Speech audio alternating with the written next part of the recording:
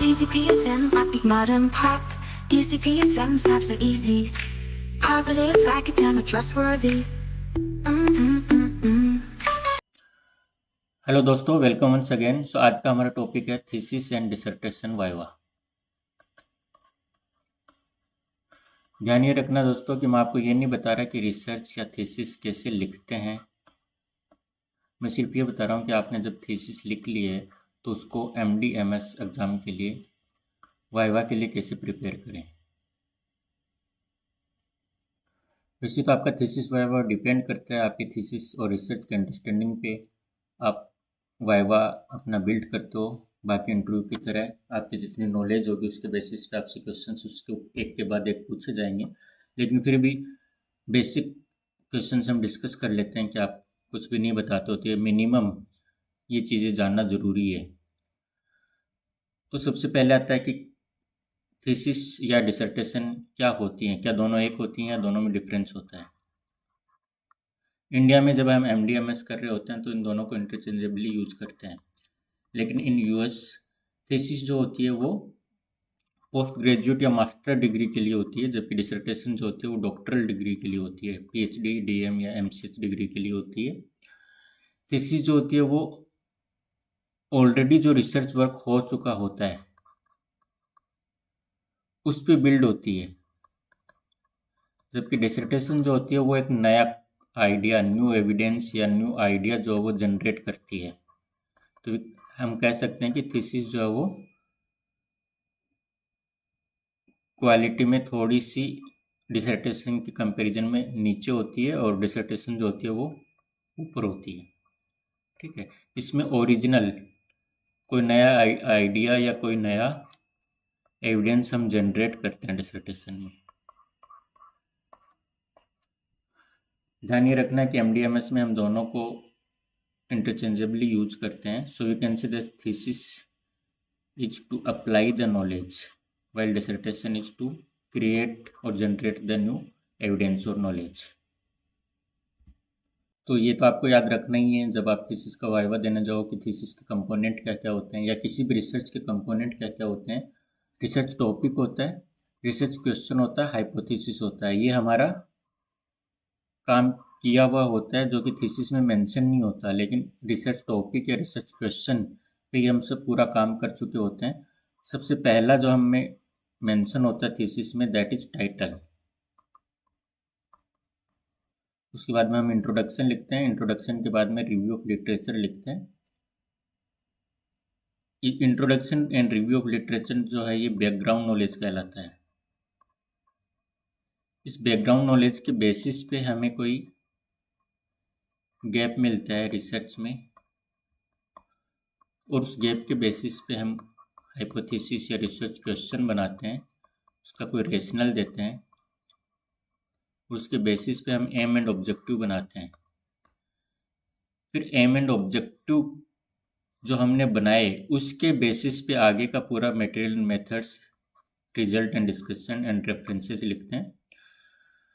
Results और discussion जो हमारा आता है उसको फोरग्राउंड नॉलेज कहते हैं।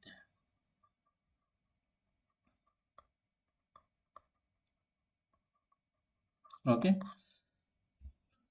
सो पहला रिसर्च क्वेश्चन। यूजुअली आपसे रिसर्च क्वेश्चन पे क्वेश्चन पूछा नहीं जाएगा, लेकिन अगर आपका थीसिस वाइवा अच्छा जा रहा है और एग्जामिनर आपसे जानने की कोशिश कर रहा है आपकी थीसिस को कि आपने क्या किया, तो वो आपसे पूछ सकता है कि आपका रिसर्च क्वेश्चन क्या था।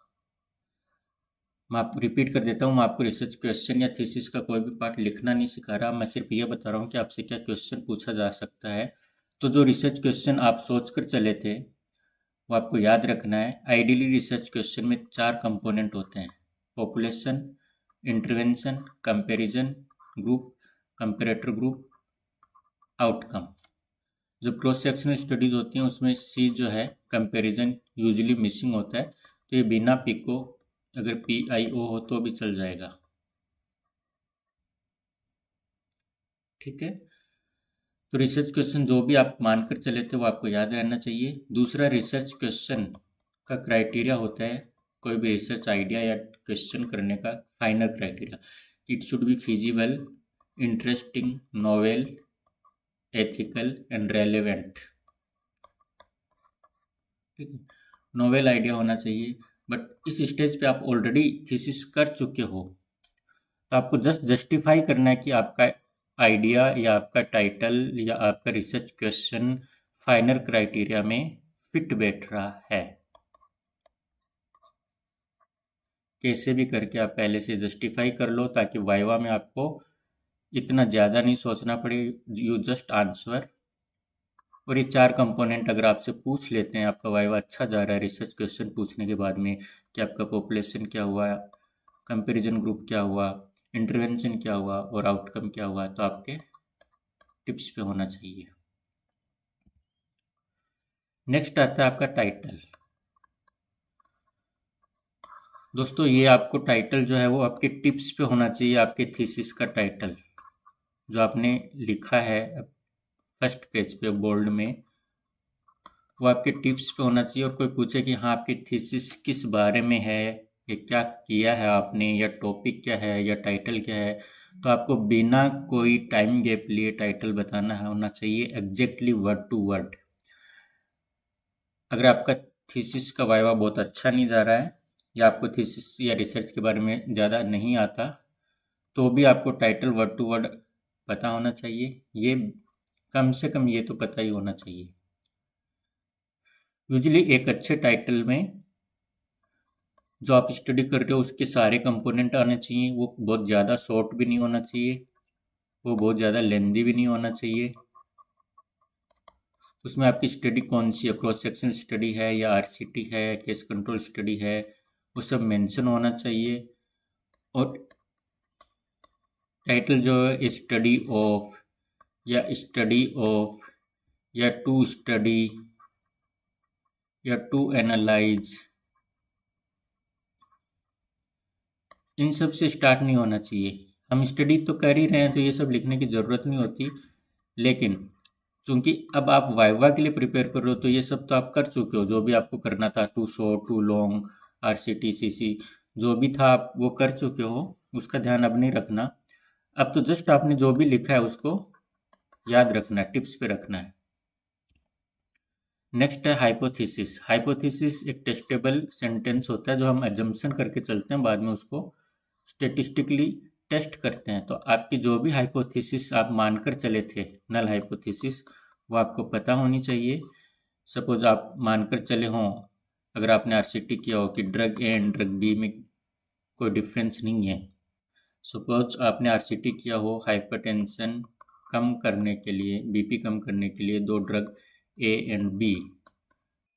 सपोज आप आरसीटी कर रहे हो और 2 ड्रग को कंपेयर कर रहे हो, ड्रग ए एंड बी, तो आपकी हाइपोथेसिस हो जाएगी कि there is no difference in reducing BP between drug A and drug B.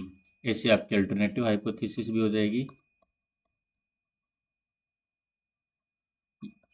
मैं आपको ये इसलिए बता रहा हूँ कि आप सब पहले ही आपकी थीसिस में आइडेंटिफाई कर लें, एग्ज़ाम के 2-3 दिन पहले बैठकर पेपर पर लिख लें, ताकि उस टाइम आपको ऐसा स्ट्रेसफुल एनवायरनमेंट नहीं मिले।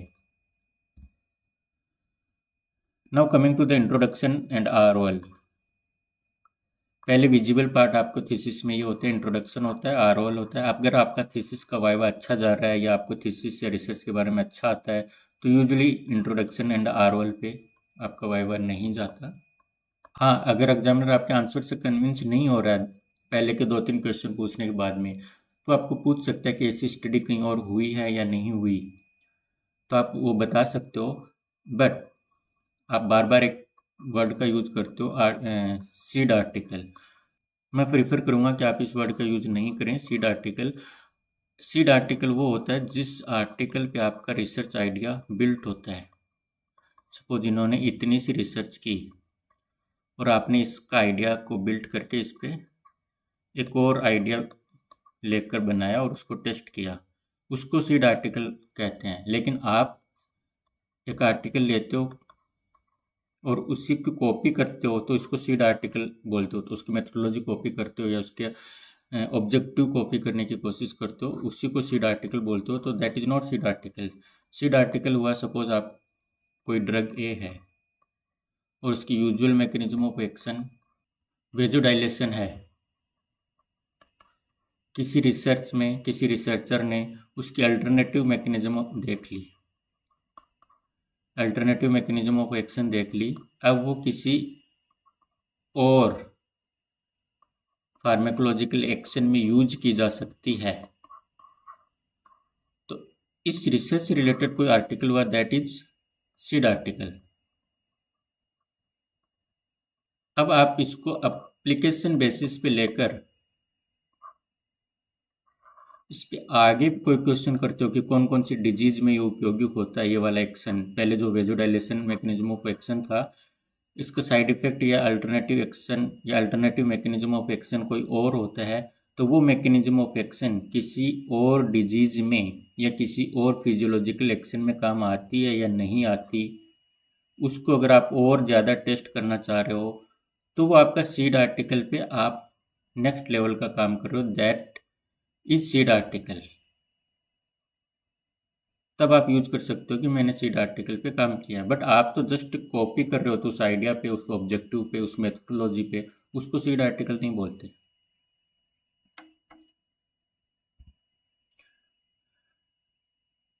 Then coming to aim and objective, aim and objective से पहले आपका रेशनल आता है, तो आपको रेशनल भी 1 या 2 सेंटेंस में आपको टिप्स पे होना चाहिए कि आपकी स्टडी का रेशनल क्यों है, आप ये क्यों कर रहे हो, क्या गैप आपके रिसर्च में, या तो रिसर्च में आपके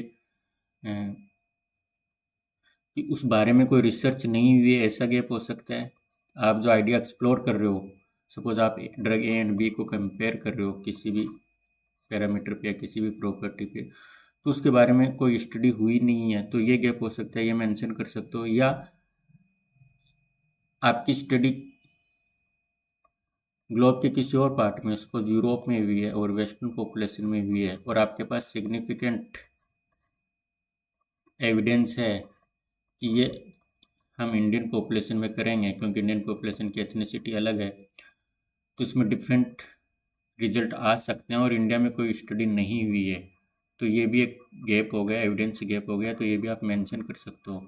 इसी अगर आपके पास ये पुख्ता सबूत है कि साउथ इंडिया की पॉपुलेशन नॉर्थ इंडिया से अलग है, और इसलिए जो स्टडी साउथ इंडिया में हो रखी है हम उसको नॉर्थ इंडिया में करना चाहते हैं, क्योंकि नॉर्थ इंडिया की पॉपुलेशन साउथ इंडिया में से अलग है, इस फिनोमिना के रिजल्ट्स साउथ इंडिया और नॉर्थ इंडिया पॉपुलेशन में अलग अलग हो सकते हैं, तो हम उसको भी रिसर्च गैप बोल सकते हैं। ठीक है, ऐसी कोई भी पॉपुलेशन, सपोज कोई स्टडी जो है रूरल एरियाज में हो रखी है और आप मानते हैं कि रूरल एंड अर्बन एरियाज में इसका डिफरेंस आएगा, मेरे पास प्रिलिमिनरी एविडेंस है, तो आप इसको अर्बन एरियाज में कर सकते हैं, क्योंकि अर्बन एरियाज में अभी तक हुई नहीं है। तो ये हो गया रेशनल। अब आता है aim and objective. Aim and objective दोस्तों आप जो लेकर चले थे वो आपको याद होने चाहिए कि आपके क्या एम एंड ऑब्जेक्टिव है। यूजली ऑब्जेक्टिव में लोग ज़्यादा इंटरेस्टेड होते हैं, आपके जो भी ऑब्जेक्टिव है, स्पेशली प्राइमरी ऑब्जेक्टिव या ऑब्जेक्टिव नंबर 1 आपके टिप्स पे होना चाहिए। जैसे टाइटल आपके टिप्स पे होना चाहिए, वैसे ऑब्जेक्टिव आपके टिप्स पे होना चाहिए, रट्टा मार लेना उसका। ये भी पूछ सकते हैं आपको कि एम एंड ऑब्जेक्टिव में क्या डिफरेंस होता है। तो एम जो होता है वो वेग होता है, वो आपका जनरल स्टेटमेंट होता है कि आप क्या करने वाले हो। ऑब्जेक्टिव जो होते हैं वो स्मार्ट होते हैं, स्पेसिफिक होते हैं, मेजरेबल होते हैं, अचीवेबल होते हैं, टाइम बाउंड होते हैं और रेलेवेंट होते हैं।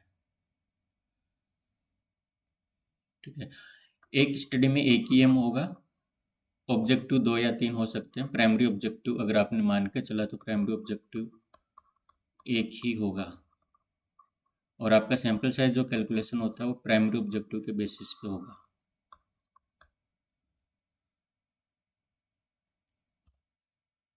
Now coming to the material and methods, ये सेक्शन बहुत इंपॉर्टेंट है। अगर कोई आपकी स्टडी में इंटरेस्ट ले रहा है तो आपका ये सेक्शन डिटेल में पूछेगा, तो ये सेक्शन आपको टिप्स पे होना चाहिए कि आपने स्टडी कैसे की थी। वो आपसे पूछेंगे कि आपने स्टडी कैसे की, आपको पूरा बताना है, स्टेप बाय स्टेप बताना है कि आपने कौन सी पॉपुलेशन ली, कब की, कहाँ की, स्टडी पॉपुलेशन क्या थी, इंक्लूजन एंड एक्सक्लूजन क्राइटेरिया क्या थे और सैम्पल साइज क्या थी। अगर आपको पता हो कि सैम्पल साइज कैसे कैलकुलेट किया था तो बहुत अच्छी बात है। अगर नहीं किया हो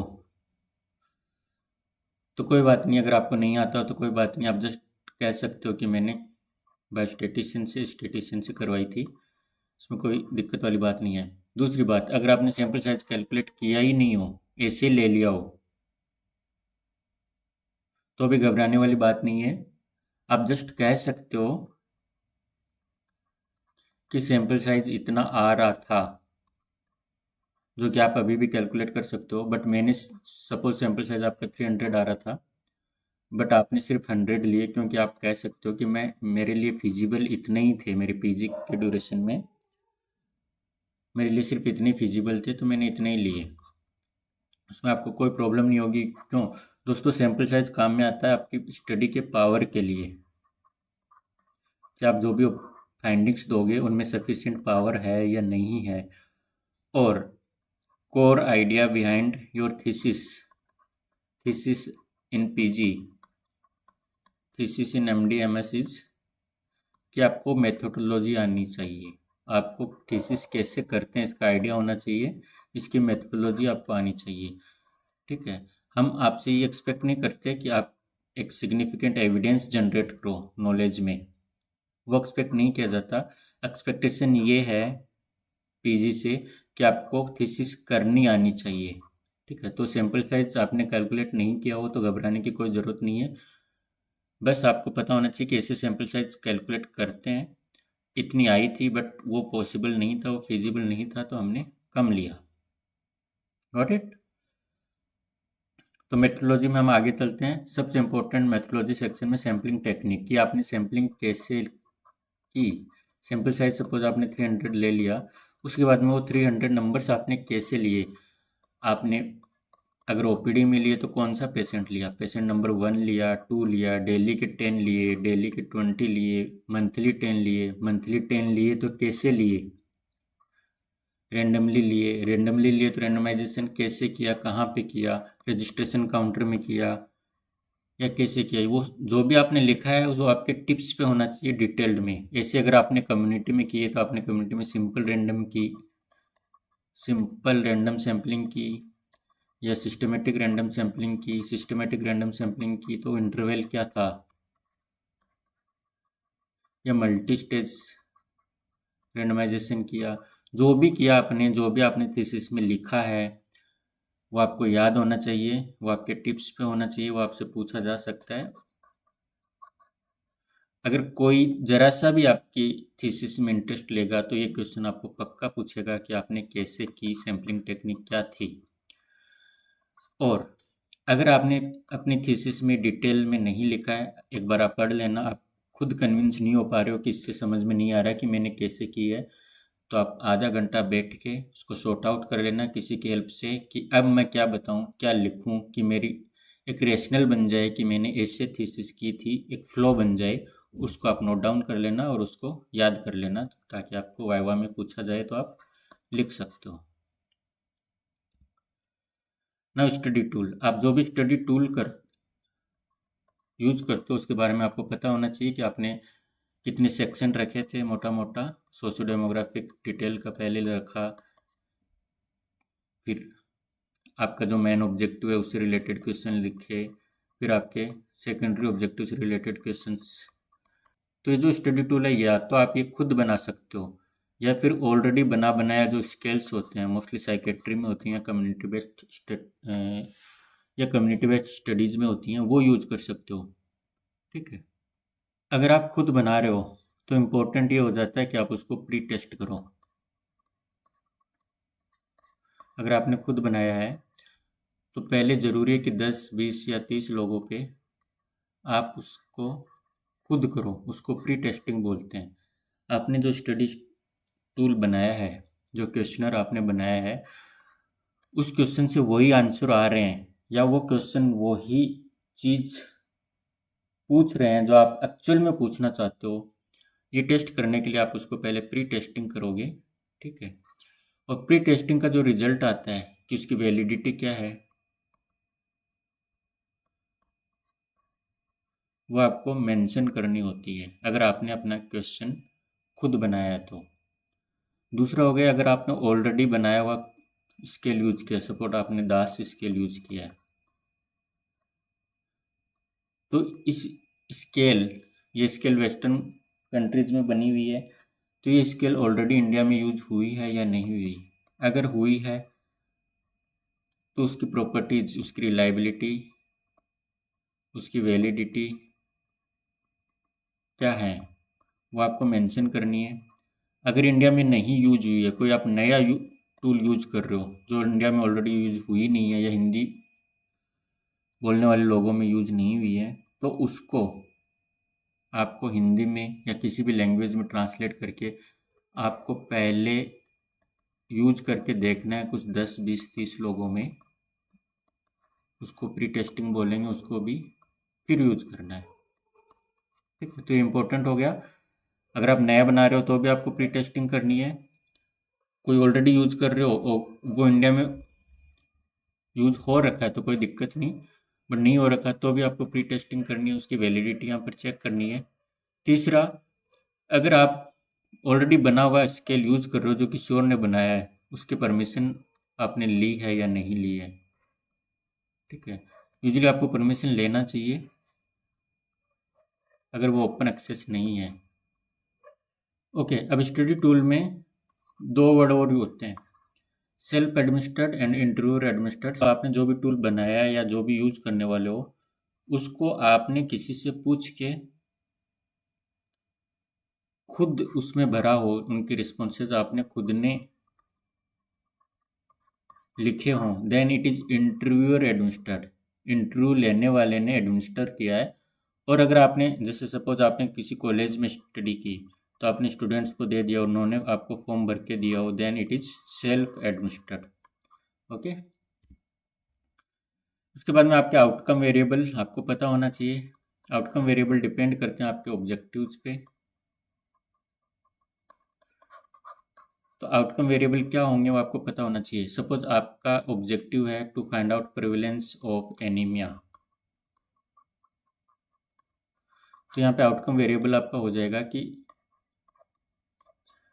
एनीमिया का कितना प्रपोर्शन है, टोटल लोग जो है उनमें से एनीमिया का कितना प्रपोर्शन है। सपोज आपका ऑब्जेक्टिव है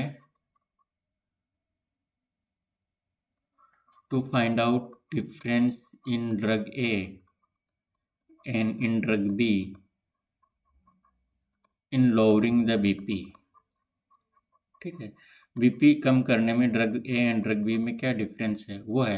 तो यहाँ पे आपका आउटपुट क्या हो जाएगा, या आउटकम क्या हो जाएगा, mean BP in group A and group B.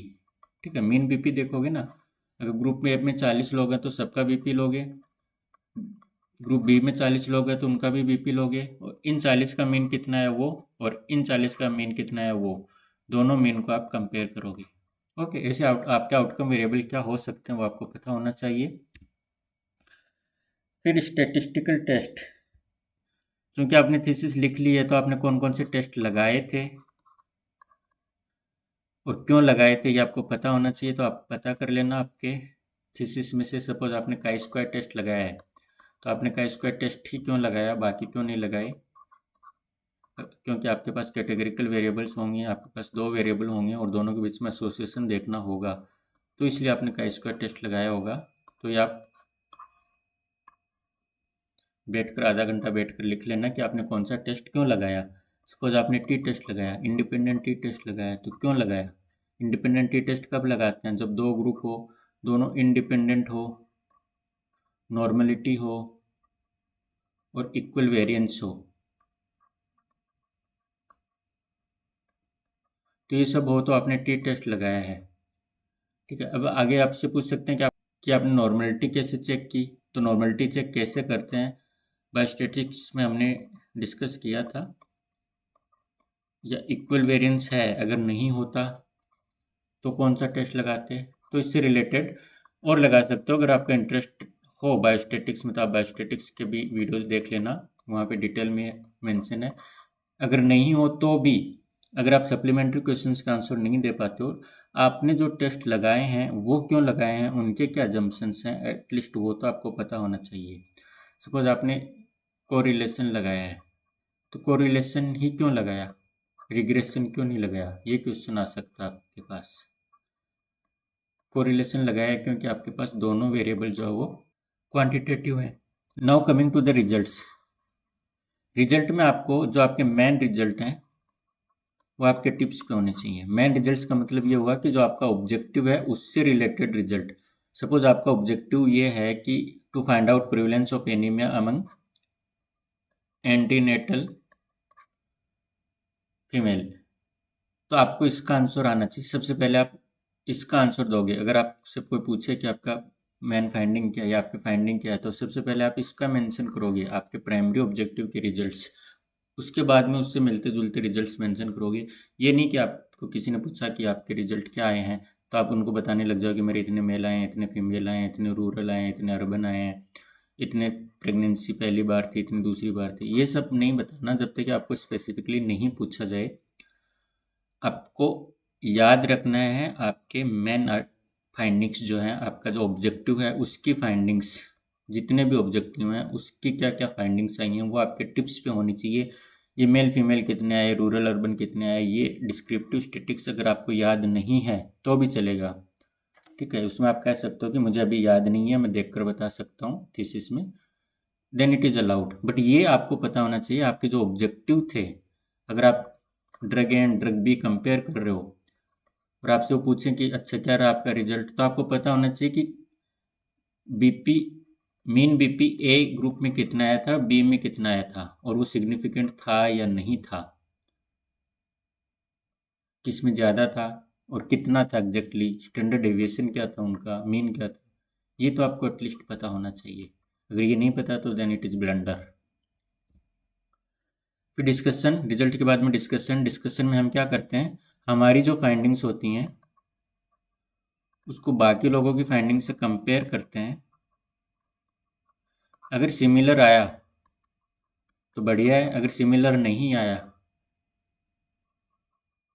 Contrasting findings आई, तो हम फाइंड आउट करते हैं कि क्या वजह हो सकती है, उसकी स्टडी करने का तरीका, स्टडी सेटिंग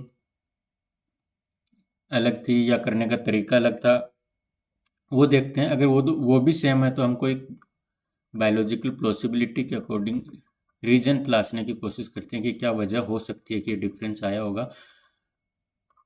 ओके, तो डिस्कशन करते हैं। वाइवा के पॉइंट ऑफ व्यू से ये ज़्यादा इम्पोर्टेंट है नहीं। Now strength and weakness. Strength and weakness मैंने कहा था आपका टाइटल, आपका ऑब्जेक्टिव, आपकी methodology, main result, strength and weakness and recommendation. आप जब भी थीसिस वाइवा देने जाओ या कोई भी इंटरव्यू देने जाओ जिसमें आपसे थीसिस से या आपके पेपर से रिलेटेड क्वेश्चन पूछे जा सकते हैं, तो ये आपके टिप्स पे होनी चाहिए। या आपसे पूछने के बाद आप सोचने लग जाएं, वो अलाउड नहीं होगा। जो ही क्वेश्चन पूछा जाए आप इसका आंसर दें। तो स्ट्रेंथ एंड वीकनेस, कम से कम एक स्ट्रेंथ एक वीकनेस तो आपके पॉइंट पे होनी चाहिए। ज़्यादा भी हो तो बहुत अच्छी बात है। स्ट्रेंथ आपकी मेथोडोलॉजी से हो सकती है या फिर आपकी आइडियाज से हो सकती है कि आपका आइडिया नया है जो अभी कहीं और एक्सप्लोर ही नहीं हुआ, आपने सबसे पहले इस ऑब्जेक्टिव पे की है, इसलिए ये तो पीजी लेवल पे होता नहीं है। तो आपकी स्ट्रेंथ जो है वो मेथोडोलॉजी में कहीं लाई करेगी। तो मेथोडोलॉजी से रिलेटेड अगर आपकी स्ट्रेंथ है तो अच्छी होगी। वीकनेस भी आपकी यूजुअली मेथोडोलॉजी से रिलेटेड होगी क्योंकि आप पीजी कर रहे हो, तो आप कहीं कहीं कॉम्प्रोमाइज़ करते हो, सैम्पल साइज में कर सकते हो, सैम्पलिंग टेक्निक में कर सकते हो, कोई बायस आ सकता है, कन्फाउंडर आ सकता है, तो वो आपको ध्यान रखना है। और वो जो भी है वो आपको पहले से ही आइडेंटिफाई करके रखनी है। और ध्यान ये देना है, हो सकता है आपने थीसिस अच्छे से नहीं लिखी हो और आपने कुछ भी लिख दिया हो, लेकिन अगर अब आपको टाइम अलाउ करता है, अगर आपकी अब अंडरस्टैंडिंग बढ़ गई है, तो आप कोई अलग स्ट्रेंथ एंड वीकनेस जो आपको कन्विंस कर रहे हो आइडेंटिफाई करके बोल सकते हो। एग्जामिनर यूजुअली आपकी स्ट्रेंथ एंड वीकनेस जो आपने लिखी है वो पढ़ेंगे नहीं। अगर पढ़ भी लेते हैं तो आप कह सकते हो कि हाँ उस टाइम मैंने ये लिखी थी, बट अब मुझे लगता है कि ये स्ट्रेंथ एंड वीकनेस है, इसमें ज़्यादा मेरिट है, ये ज़्यादा रेलिवेंट है, अब मेरी अंडरस्टैंडिंग बढ़ गई है। ठीक है, इससे आपको नुकसान नहीं होगा, फ़ायदा ही हो सकता है। Got it. Now conclusion important ये है कि कंक्लूजन आपको याद रखना है and it should not be वेग। ये स्पेसिफिक होना चाहिए और आपकी जो फाइंडिंग है उसके बेसिस पे होना चाहिए। ऐसा नहीं है कि लिटरेचर में जो अवेलेबल है उसको आपने लिख दिया। स्पेसिफिक आपकी जो फाइंडिंग है, अगर आपकी फाइंडिंग में ए एंड बी में डिफरेंस नहीं मिला है तो आपको वो लिखना है। अगर आपकी फाइंडिंग में 48% प्रिवलेंस मिला है एनीमिया का तो आपको वो लिखना है। उस एनीमिया के क्या कारण आपके पेपर में क्या आया है, आपकी स्टडी में क्या आया है, वो लिखने हैं। ऐसा नहीं कुछ भी लिख दो। ठीक है, तो कंक्लूजन लिखते time it should be specific और and it should be based on your findings, not based on review of literature. जो आपकी फाइंडिंग में नहीं आया है वो कंक्लूजन में नहीं लिखना। सिमिलर इन रिकमेंडेशन आप जो भी करो, सपोज आप कर रहे हो कि स्क्रीनिंग होनी चाहिए या आईएफए देनी चाहिए, या आईएफए तो दे रहे हैं लेकिन उसका असर नहीं आ रहा, तो इसको टीबी की तरह कोई एडेरेंस सिस्टम, टीबी ड्रग्स डॉट्स की तरह कोई एडेरेंस सिस्टम होना चाहिए। तो ये आप तब लिख सकते हो जब आपकी स्टडी में निकल कर आया हो कि आईएफए तो मिल रही है लेकिन फीमेल जो है वो ले नहीं रही हैं। ठीक है, तब लिख सकते हो। तो इन शॉर्ट आप रिकमेंडेशन आपके फाइंडिंग्स के बेसिस पे लिखोगे, ऐसे नहीं कुछ भी लिख दिया। अगर आपकी फाइंडिंग ये आई कि आईएफए नहीं मिल रही है तो आप एडेरेंस सिस्टम पे नहीं जाओगे, आप तब लिखोगे कि आईएफए सप्लाई करने की ज़रूरत है। अगर उसमें ये आ रहा है कि आईएफए सप्लाई तो हो रही है लेकिन वो ली नहीं जा रही है तो आप एडेरेंस सिस्टम पे आओगे। ठीक है, तो कंक्लूजन की तरह रिकमेंडेशन भी आपके क्या रिजल्ट्स आई हैं, आपके क्या फाइंडिंग्स आई हैं उसके बेसिस पर दोगे। ऐसे कुछ भी वेग नहीं लिखोगे जो बुक्स में लिखा हुआ है। यही तो डिफरेंस है बुक और रिसर्च में। जो बुक में लिखा हुआ है वो आप नहीं लिखोगे, आपके क्या फाइंडिंग आई है उसके बेसिस पे कंक्लूजन लिखोगे। और जो जो प्रॉब्लम आपकी आई हैं उसी के बेसिस पे रिकमेंडेशन लिखोगे। या प्रॉब्लम नहीं आई है, कोई अच्छी बात आई है तो उसको आगे कम्युनिटी लेवल पे या प्रोग्राम लेवल पे उसको इम्प्लीमेंट किया जाए, ये रिकमेंडेशन भी आप लिख सकते हो। ठीक है, तो ये तो हो गई आपकी स्टडी से रिलेटेड रिकमेंडेशन, स्टडी के फाइंडिंग से रिलेटेड रिकमेंडेशन। दूसरा, आप अपनी मेथोडोलॉजी से रिलेटेड रिकमेंडेशन भी लिख सकते हो। सपोज आपने कोई स्टडी की और आपको लगता है कि आपके फाइंडिंग उसमें ठीक ठाक नहीं आई हैं, या जो आई हैं उसमें कोई बायस हो सकता है क्योंकि आपने क्रॉस सेक्शन स्टडी की है, तो आप उसको और बेटर बनाने के लिए रिकमेंड कर सकते हो कि अब इसमें कोहोर्ट या केस कंट्रोल या आरसीटी होनी चाहिए, कोई भी लॉन्जिट्यूडिनल स्टडी होनी चाहिए। तो ये रिकमेंडेशन भी आप दे सकते हो। Got it. फिर हो गया आपका समरी। समरी तो आपको पता ही होनी चाहिए। हम जो अभी तक पढ़ रहे हैं वो समरी पढ़ रहे हैं। समरी का क्या मतलब हुआ, एक तो हुआ कंक्लूजन। कंक्लूजन आपकी जो फाइंडिंग्स आई हैं, मेन फाइंडिंग्स जो आई हैं आपके ऑब्जेक्टिव के रिगार्डिंग, वो। समरी क्या हुआ, समरी आपका थीसिस के पहले पॉइंट से लेकर लास्ट पॉइंट तक, दैट इज कंक्लूजन, उसका एक शॉर्टर वर्जन, उसकी समरी। ठीक है, पहला पॉइंट क्या हुआ, टाइटल, तो इसमें टाइटल आ जाएगा एज इट इज। फिर इंट्रोडक्शन छोटा सा 2-3 लाइन का, फिर रिव्यू ऑफ लिटरेचर 1-2 लाइन का, फिर मटेरियल मेथड्स संक्षेप में,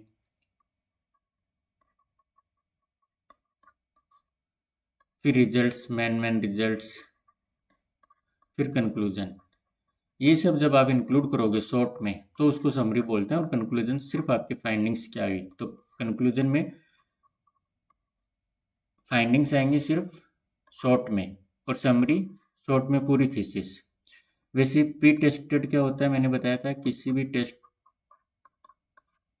भी क्वेश्चनर को हम टेस्ट करते हैं तो उसमें हम क्वेश्चनर को करते हैं, सिर्फ जो हम स्टडी टूल यूज करते हैं उसी को करते हैं। और प्री वैलिडेटेड क्या होता है?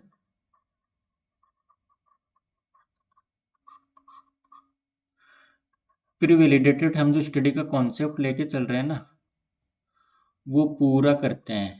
इट मीन्स हम उस सेम एग्जैक्टली जैसे हमने इट मीन्स एग्जैक्टली जैसा हमने प्लान बनाया है वैसे ही सैम्पलिंग करेंगे।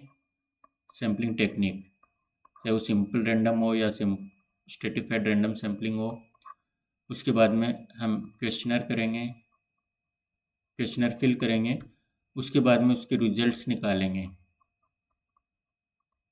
ठीक है, तो अगर जो स्टडी करने वाले हैं उसी को एक रिहर्सल, पूरी रिहर्सल करें स्टार्टिंग से एंड तक, तो उसको प्री वैलिडेटिव बोलते हैं, प्री वैलिडेशन बोलते हैं। और सिर्फ हम क्वेश्चनर को टेस्ट करें तो उसको प्री टेस्टिंग बोलते हैं। लास्ट में आता है रेफरेंसिंग। तो आपको पता ही होगा, हम वैंक्योर स्टाइल में रेफरेंसिंग लिखते हैं, क्योंकि वैसे तो हम international committee of medical journal editors ICMJE की रिकमेंडेशन जो होती हैं वो फॉलो करते हैं, क्योंकि ICMJE ने भी बोल रखा है कि हम वैंक्योर स्टाइल फॉलो करेंगे। ठीक है, तो वैंक्योर स्टाइल क्या होती है? सबसे पहले हम ऑथर का नाम लिखते हैं, अप टू 6 लिख सकते हैं। अगर 6 से ज़्यादा है तो हमें लास्ट में कॉमा लगा के एटॉल लिखना होगा। फिर टाइटल ऑफ पेपर लिखते हैं, फिर जर्नल का नाम लिखते हैं शॉर्ट में। शॉर्ट में इसका मतलब ये नहीं है कि आप कुछ भी शॉर्ट फॉर्म करके लिख दो। शॉर्ट में जो पबमेड में लिखा हुआ होता है वो लिखेंगे। इसके बाद में फुल स्टॉप लगाने के बाद में ईयर, सेमीकोलन, वॉल्यूम, इश्यू आप लिख भी सकते हैं, नहीं भी लिख सकते इश्यू, क्योंकि सारी जर्नल्स में नहीं आता। फिर पेज नंबर लिखेंगे। ठीक है, यहाँ पे एग्जांपल दिया हुआ है, पॉज करके आप देख लेना। तो ये तो होगी वैंक्योर स्टाइल। आपसे पूछ सकते हैं वाइवा में कि और कौन सी स्टाइल्स हो सकती हैं। तो AP स्टाइल हो सकती है, हार्वर्ड स्टाइल हो सकती है। ये क्या होती हैं ये आपको जानने की ज़रूरत नहीं है। हाँ, बट वैंक्योर स्टाइल क्या होती है ये आपको जानने की ज़रूरत है। अब आ गया कि आपने रेफरेंसिंग कैसे की। आजकल आपको मैनुअली रेफरेंसिंग नहीं करनी होती, तो आपके क्या क्या टूल्स हैं? तो एक तो मेंडली होता है, एक जोटेरो होता है, एंड नोट होता है। ये आपसे पूछ सकते हैं। Now coming to the plagiarism. Plagiarism का क्या होता है? कॉपी कर लेना, act of using someone else work, ideas और एक्सप्रेशंस विदाउट प्रॉपर एक्नॉलेजमेंट और साइटेशंस। ठीक है, तो ये हो गया प्लेजियरिज्म। तो प्लेजरिज्म कितने टाइप का होता है? डायरेक्ट, आपने डायरेक्ट कॉपी पेस्ट कर दिया तो डायरेक्ट हो गया। सेल्फ, आपने अपने ही पेपर को या अपने ही पब्लिश्ड वर्क को दोबारा छाप दिया, that is self plagiarism. Mosaic plagiarism, borrowing phrases from multiple sources. ठीक है ना, आपने फ्रेजेज, छोटे छोटे फ्रेजेज कॉपी कर ली।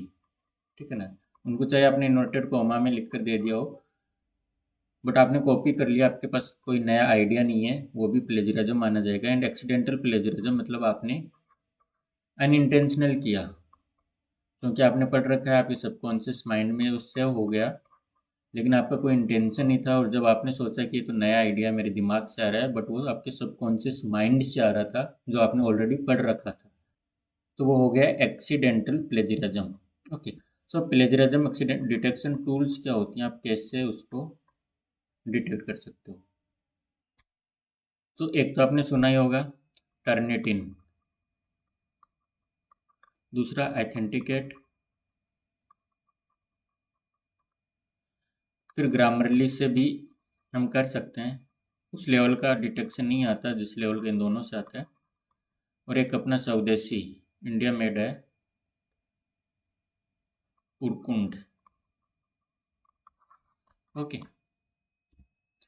Now coming to the journal sections. आपसे पूछा जा सकता है आपके सब्जेक्ट स्पेसिफिक कोई 5 जर्नल के नाम। कॉमन क्वेश्चन है वाइवा में, सब्जेक्ट स्पेसिफिक 5 जर्नल के नाम। अगर आप इंटरनल मेडिसिन के स्टूडेंट हो तो आपके इंटरनल मेडिसिन से रिलेटेड कोई भी 5 जो कि उससे स्पेसिफिक होनी चाहिए, जनरल नहीं होनी चाहिए। जैसे अगर आप लेंसेट का नाम लेते हो तो लेंसेट जो है वो स्पेसिफिक नहीं है। ऐसे अगर आप PLOS ONE का नाम लेते हो तो PLOS ONE जो है वो स्पेसिफिक नहीं है। ऐसे ही अगर आप IJMR Indian journal of medical research जो कि ICMR की जर्नल उसका नाम लेते हो तो वो स्पेसिफिक टू इंटरनल मेडिसिन नहीं है। आपके सब्जेक्ट स्पेसिफिक नहीं है तो उसका नाम नहीं लेना आपको, अगर सब्जेक्ट स्पेसिफिक पूछा जाए तो। यहाँ पे मैंने कम्युनिटी मेडिसिन से रिलेटेड जर्नल दिए हैं, कम्युनिटी मेडिसिन और प्रिवेंटिव मेडिसिन। चूँकि community medicine concept foreign countries में नहीं है, स्पेशली वेस्टर्न, वहाँ पर फैमिली मेडिसिन चलता है तो, या फिर प्रिवेंटिव मेडिसिन चलता है। तो कम्युनिटी मेडिसिन से related 5 journal: Indian journal of community medicine, American journal of preventive medicine, journal of epidemiology and public health, journal of epidemiology and community health जो कि BMJ की जर्नल है, and journal of preventive medicine and public health. ऐसी public health, अब क्या community medicine student अगर आप हो तो उसमें आपको पता है public health, preventive medicine and epidemiology तीनों अलग अलग हो सकती हैं नहीं, तीनों अलग अलग होती हैं। तो आपको तीनों के अलग अलग जर्नल्स का नाम याद रखना है। Public health, bulletin of WHO, BMC public health, Indian journal of public health, global health action and public health. वहीं एपिडेमियोलॉजी के लिए American journal of epidemiology, international journal of epidemiology, European journal of epidemiology and journal of epidemiology and global health. ये भी आपको भी याद रखनी है, टिप्स पे रखनी है आपके सब्जेक्ट स्पेसिफिक जर्नल्स के नाम। नाउ जर्नल में एक आता है इम्पैक्ट फैक्टर। इम्पैक्ट फैक्टर आपके जर्नल की क्वालिटी को बताता है। It reflects the yearly average number of citations to articles published in a journal. The impact factor of a journal reflects the yearly mean number of articles published in preceding 2 years. मतलब suppose आपको impact factor 2016 का निकालना है तो 2016 में आपके कितने paper site हुए उस जर्नल में से,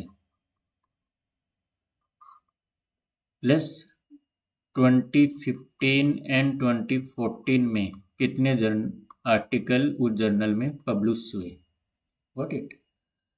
अगर आपको किसी साल का इम्पैक्ट फैक्टर निकालना है तो उस जर्नल में से उस साल कितने पेपर साइटेशन हुए और उसके पिछले 2 साल में उस जर्नल में कितने, पूरे 2 साल में कितने आर्टिकल छपे उसके पिछले में, क्योंकि उस पिछले 2 साल में छपेंगे तभी तो इस साल साइटेशन होंगे। सपोज 2016 में उनके 40 साइटेशंस थे और 2015 में पूरे साल में 100 आर्टिकल छपे, 2014 में भी पूरे साल में 100 आर्टिकल छपे, तो इम्पैक्ट फैक्टर हो जाएगा 40/200, तो आ जाएगा 0.2।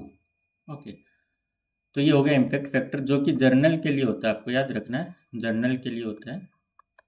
कैसे कैलकुलेट करते हैं ये भी आपको पता होना चाहिए। अगर आपका वाइवा बहुत अच्छा जा रहा है और आप अच्छे मार्क्स की उम्मीद कर रहे हैं, या आपका इंटरव्यू बहुत अच्छा जा रहा है और आप सिलेक्शन की उम्मीद कर रहे हैं, तो ये आपसे पूछा जा सकता है और आपको पता होना चाहिए। अब ये कौन सी इंस्टीट्यूट कैलकुलेट करती है? क्लेवरेट एनालिटिक्स, जो कि वेब ऑफ साइंस की होती है, क्लेवरेट एनालिटिक्स, वो इसको कैलकुलेट करती है। अच्छा इम्पैक्ट फैक्टर मतलब अच्छी जर्नल होती है। अगर किसी का इम्पैक्ट फैक्टर 16 है, 14 है, 3 है, तो इसमें 16 वाली सबसे अच्छी होती है। नेचर का, कैंसर की जर्नल्स का इनका इम्पैक्ट फैक्टर अच्छा होता है। इंडियन जर्नल्स का impact factor usually less than 1 होता है।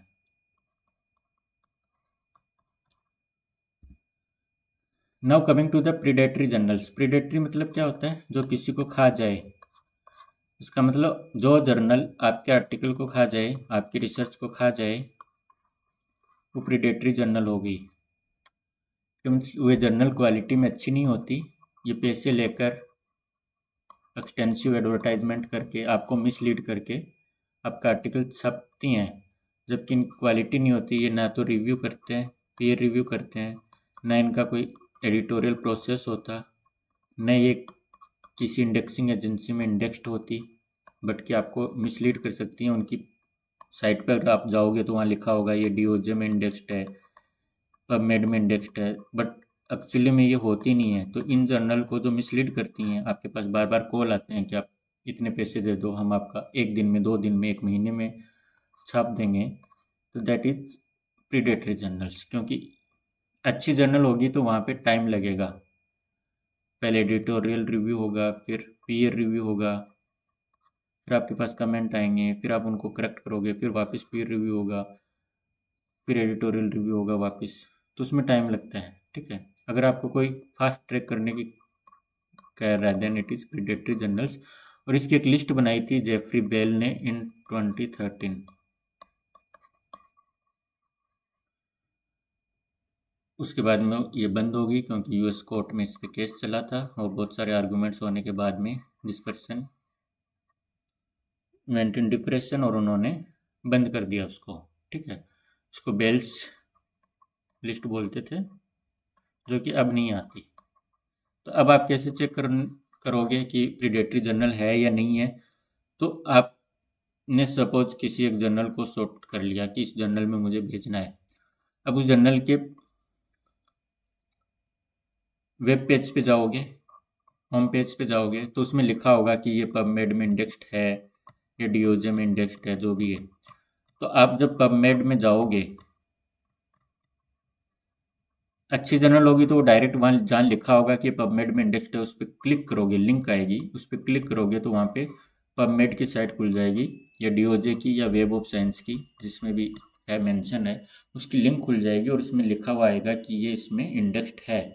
अगर ऐसा नहीं है तो आप मैनुअली पबमेड या डीओजे की इंडेक्स या डीओजे की साइट पर जाओगे और वहाँ पे सर्च करोगे उस जर्नल के बारे में, तो उसका डेटा आ जाएगा। अगर वो नहीं इंडेक्स्ड है तो वो नो आ जाएगा, अगर इंडेक्स्ड है तो यस आ जाएगा।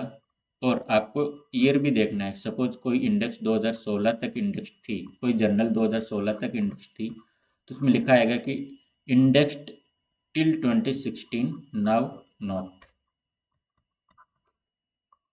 ठीक है। तो सिर्फ किसी जर्नल ने अपने होम पेज पे लिख दिया कि हम इंडेक्स्ड हैं, इट डजेंट मीन कि वो इंडेक्स्ड है। वो प्रीडेटरी जर्नल है, आपको मैनुअली चेक करना है कि वो इंडेक्स्ड हैं या नहीं है। सो अब इंडेक्सिंग क्या होती है? आपने देखा होगा कि नेशनल मेडिकल कमीशन जो होता है वो बोलता है कि आपका आर्टिकल जो है स्पेशली फैकल्टी के लिए कि इन्हीं इंडेक्सिंग एजेंसी में इंडेक्स होना चाहिए, क्योंकि वो क्वालिटी के बेसिस पे। तो इंडेक्सिंग एजेंसी क्या होती है? जितने भी पब्लिश्ड आर्टिकल होती हैं उनको कोई एजेंसी इंडेक्स कर रही है, लिस्ट कर रही है, एनलिस्ट कर रही है, उसको इंडेक्सिंग एजेंसी बोलते हैं, ठीक है। तो बहुत सारी इंडेक्सिंग एजेंसी होती हैं, सबने नाम सुना होगा पबमेड, ठीक है। तो पबमेड क्या होता है हम देखते हैं। एक होता है NLM, national library of medicine. ये यूएस में एक लाइब्रेरी है, जो नेशनल लाइब्रेरी है, यूएस की सबसे बड़ी लाइब्रेरी है बायोमेडिकल साइंसेज से रिलेटेड।